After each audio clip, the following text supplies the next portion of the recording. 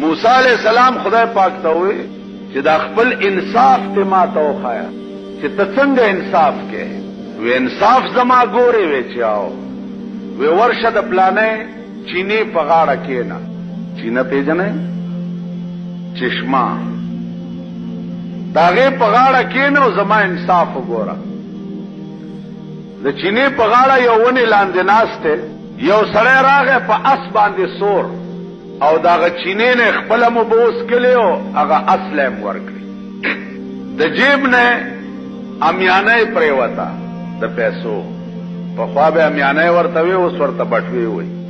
چې پریوتا خو چې دا سړی پاس سور شو لاړو یو ماشوم لک راغی او هغه بټوي او چته کو تختی